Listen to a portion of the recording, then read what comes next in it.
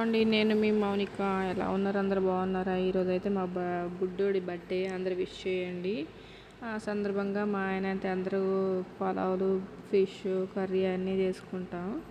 మామూలుగా అయితే మేమైతే వైట్ రైస్, ఫిష్ కర్రీ అయితే చేసుకున్నామండి. తర్వాత పాలు అయితే కాగబెట్టేసాను. ఇంక మనకు బర్త్డేకి కావాల్సినవి అయితే సర్దుకుంటున్నాను నేను ఇక్కడ. 2 రకాల చాక్లెట్లు అయితే తెచ్చాడు. థమ్స్అప్, దాంట్లో మనకు కావాలి కదా గ్లాసులు, మన చాక్లెట్లు, కేకులు దానికి ప్లేట్లు, థమ్స్అప్ చూస్తున్నారు కదా. ఇదిగో 2 సీసాలు థమ్స్అప్ అయితే తెచ్చామండి. మనకు ఉన్న దాంట్లో కొంచెం నీట్గా చేసుకోవాలి కదా. ఇంకా అందరు చుట్టుపక్కల పిల్లల్ని అయితే పిలిచాము, అందరు వచ్చారు. ఈ మధ్యకాలంలో అందరిది బర్త్డేలు విషెస్లు బాగా ఎక్కువైపోతున్నాయి. అందరి ఇళ్ళకి వెళ్తున్నారు కదా. మనం పిల్లలకు కూడా చేస్తే అందరు వచ్చి వెళ్తారు కదా అన్నట్టు ఇంకా మా బుడ్డోడి బర్త్డేకి అయితే అందరి పిల్లలు పిలుచుకున్నాడు. వాళ్ళే వెళ్ళి, వాళ్ళ అక్కయ్య వాళ్ళు ఉన్నారు కదా, వాళ్ళు ఇంకా అందరి ఇళ్ళ దగ్గరికి వెళ్ళి పిలుచుకొచ్చారు. పర్లేదండి, ఉన్న దాంట్లోనే సంతోషంగా ఇలా చేసుకుంటే బాగుంటుంది కదా. ఇంకా అలాగైతే చేసుకున్నాము. పర్లేదు, బాగానే అయ్యింది. చాలామంది పిల్లలు వచ్చారు, ఇంటి పక్కన ఉన్న వాళ్ళు కూడా వచ్చారండి. బాగానే జరుపుకున్నాము. ఎంతైనా ఇలా అందరూ ఒక చోట కలిసి బర్త్డే విషెస్ చెప్పడం నాకైతే బాగా నచ్చింది. మా బుడ్డోడైతే అసలు ఆగట్లేదు. కేక్ ఎప్పుడు పెట్టుకుందాం నోట్లో అన్నట్టు ఉన్నాడు. చూస్తున్నాడు కదా, అలా పెట్టుకోకూడదని వాళ్ళ నాన్న అంటుంటే వాళ్ళ నాన్న ఇలా చూస్తున్నారు. వాళ్ళ నాన్నకైతే తినిపిస్తున్నాడు. అసలు వాళ్ళ నాన్న బయట కనబడ్డా కానివ్వండి బాగా సంతోషం ఎక్కువ అవుతుంది.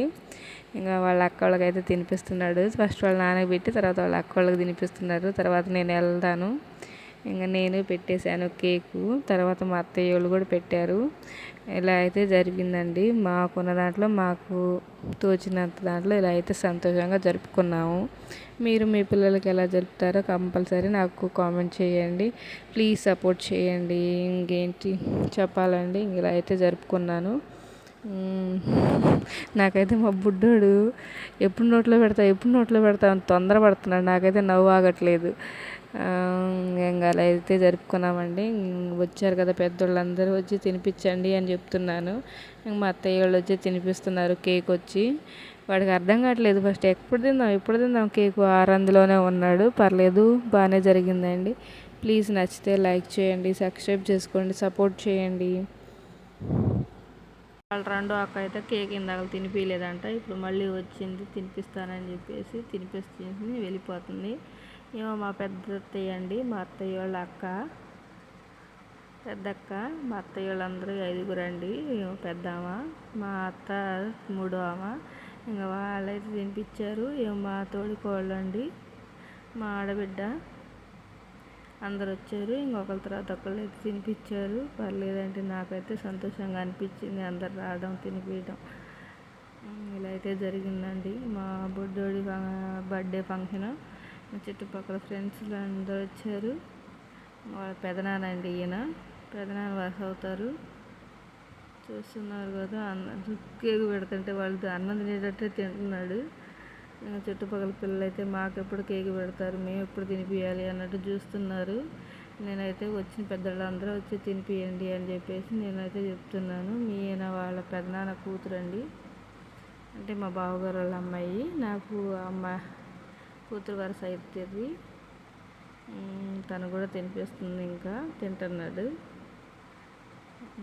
వచ్చిన వాళ్ళందరూ ఇలా అయితే కేక్ అయితే పెట్టామని మా బుడ్డోడైతే బాగా సంతోషించాడు.